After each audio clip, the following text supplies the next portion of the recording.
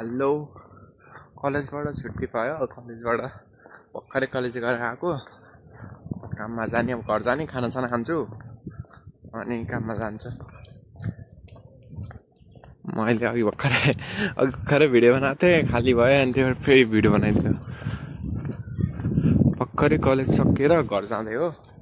घरबाट खानासाना खान्छु कपडा सपडा चेन्ज गर्छु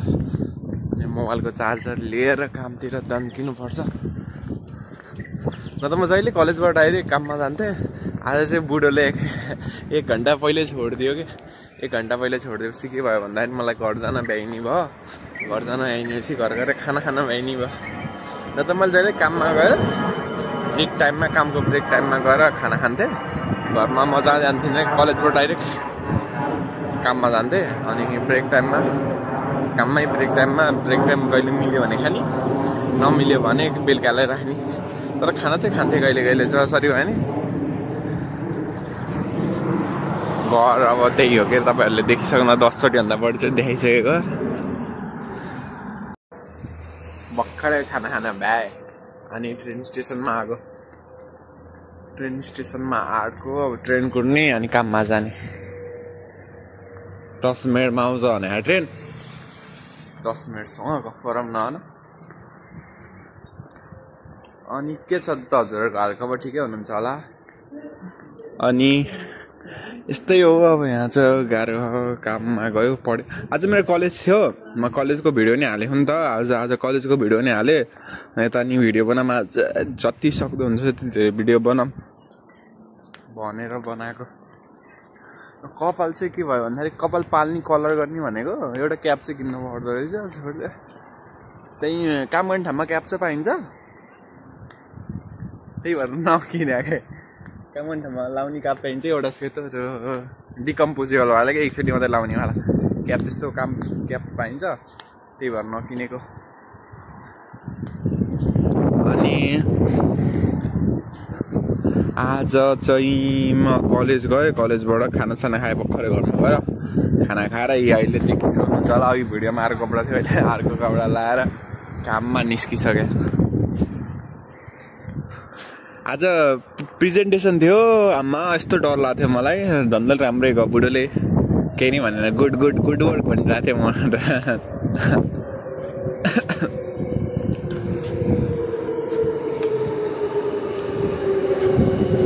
अचल मौसम धेरै राम्रो छ नि पर्थमा पहिला पानी परेर कति नराम्रो छ मौसम खतरा राम्रो अब मेरो 1 महिना पढाइ हुन्छ होला नि त्यसपछि बिदा हुन्छ घुम्न जानुपर्छ इक्जाम नि आउनु हल्का नोट्सहरू पनि आउनु भयो कस्तो गाह्रो छ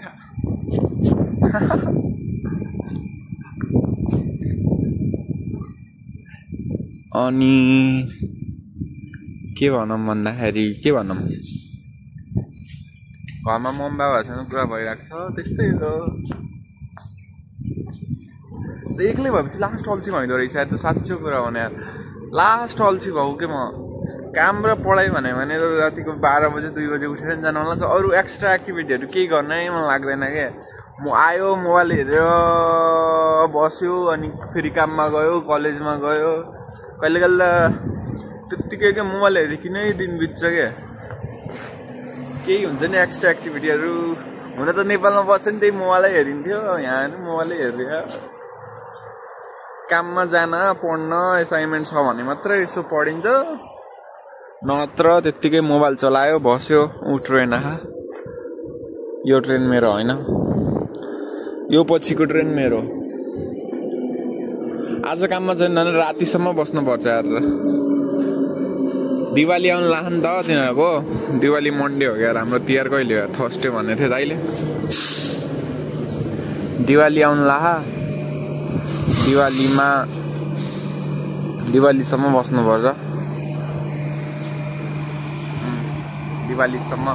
दिवालीको तयारीहरू गरिराख्नु नि त हाम्रो ओनरहरूले त्यही भएर बस्नुपर्छ त्यहाँ कति ह्यान्डसम देखेको म कपाल हल्का यता पाल्नु पर्दो रहेछ गयो ट्रेन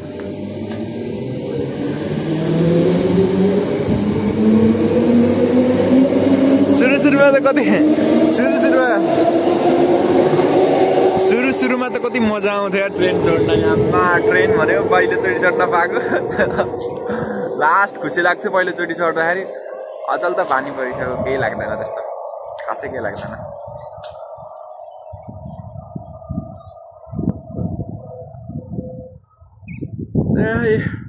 झ्याउ लाग्दो रहेछ एक्लै हुँदाखेरि साथीहरू त चाहिँदो रहेछ यार गफ गर्नलाई मेरो धन्दा निशान छ काम गर्दाखेरि साथी त भइन्छ घर आउँदा नि त्यसको त्यही हो अस्ति भर्खर दिनमा जान त त्यही हो जान नि पाइन्छ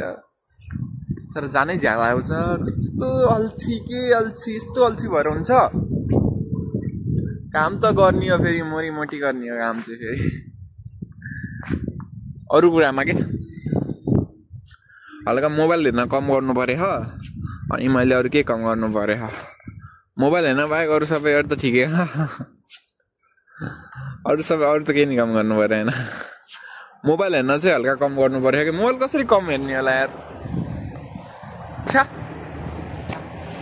हल्का फोकस हल्का करियरपट्टि ओरिएन्टेड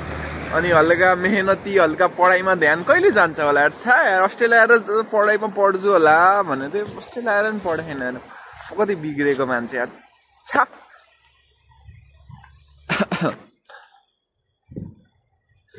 त्यस्तै हो केही भएन माई लाइफ माई चोइस भन्छ नि तर मेरो चोइस चाहिँ होइन नपढ्नु पढ्न नमन लाग्ने हो पढ्न नखोज्या चाहिँ होइन है जाँचको बेला चाहिँ पढ्छु है फेरि म त्यति लोथे पनि छैन यही हो अस्ट्रेलिया हेर अस्ट्रेलिया म त पर्थमा हो म गाउँमा हो क्या हेर नि हेर यो स्कुल हो उयो स्कुल हो यो के लेख्यो एसटी जोसेफ स्कुल लेख्यो स्कुल हो उतापट्टि मल छ उतापट्टि म अस्ति सपिङ गर्न गएको यो चाहिँ मेरो घर नि उतै अगाडि हो धेरै टाढा छैन उतै अगाडि हो यो चाहिँ स्कुल हो कसको छोराछोरी छन् यो स्कुलमा पढाउने पढाऊ म्यारिड कपालहरू आउँछ नि मेरो घरको अङ्कल आन्टीहरू लास्ट जाति हुनुहुन्छ दाइ दिदी लास्ट जाति हुनुहुन्छ म यस्तो अल्छी छु कहिले कहिले टोइलेट सइलेट सफा गर्न बिर्सिन्छु अङ्कलले मायाले भन्नुहुन्छ अरू पहिलाको घरकाले नि माया त माया गर्थ्यो यार पहिलाको घरकाले नि मलाई म पहिला घरमा म भने कि भनिनँ म पहिलाको घरमा बस्दाखेरि रेन्ट कति थियो 215 थियो 215 हप्ताको थियो रेन्टको म पहिला घर बस्दाखेरि अहिलेको 160 हो एक्लै हो पहिला नि एक्लै हो अहिले नि एक्लै हो पहिलाकाले नि माया त माया गर्थे माया त कसले गर्दैन सबैले गर्थे यार माया सब नेपाली सब माया गर्थे नेपाली त्यो दाईहरू नि हुनुहुन्थ्यो के दाई शिशिर दाई हुनुहुन्थ्यो शिशिर दाई मेरै नाम गरेको दाई हुनुहुन्थ्यो कसम भने मैले झाँटे होइन फेरि डाँटे भन्न कसम शिशिर दाई हुनुहुन्थ्यो साहिल दाई हुनुहुन्थ्यो अनि शिशिर दाईको बुढी सलिना दिदी एन्जिना दिदी यो चाहिँ एडिट गर्नु पर्ला जस्तो साहिल दाईको बुढी दाई दिदीहरूले लास्ट माया गर्नुहुन्थ्यो क्या मलाई कसम के गर्ने घर छोडेर जानु पर्यो आएन के होइन त्यत्रो 215 बस्नु हुन्छ दाईहरूसँग भेट हुन्छ अस्ति दसैँमा नि दाईहरूसँग तास खेलायो रातभरि तास खेल्नु आउँछ दाईहरू बिचरा अनि त्यही हो रमाइलो भइरहेको छ रमाइलो गरिरहेको छु कस्तो आँखामा घाम परेको एउटा चस्मा किन्ने भनेको क्या मैले चस्मा चाहियो क्या मलाई चस्मा चाहिए छ मलाई अरू त केही चाहिएन खाना भर्खरै खाएको पास्ता खायो इटालियनबाट लिएर आएको थियो त्यही थियो पास्ता खायो त्यो केही नि खाएन बिहान चाहिँ मासु थियो चिकन किचनबाट ल्याएको त्यही मासु खायो अहिले त पास्ता खायो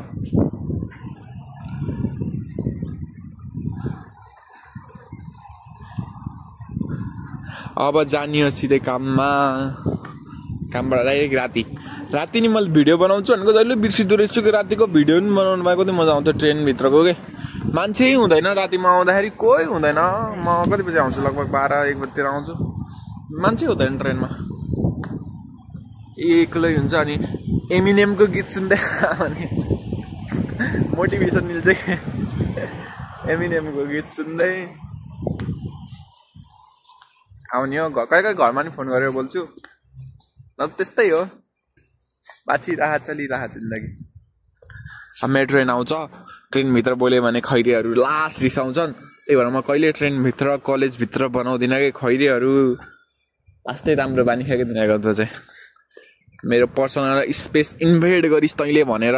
थर्काउँछन् कि लास्ट थर्काउँछन् एकचोटि गाली नि खाऊ है त्यही भएर नबनाएको भिडियो नत्र म राति आउँदाखेरि चाहिँ ट्रेनको भित्र बनाउनु खोजेको छु मैले 1-2 चोटि बनाऊ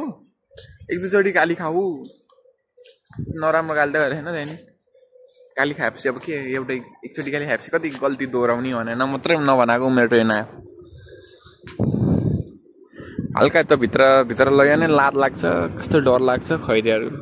कस्तरी हेर्छन् ठिक्काना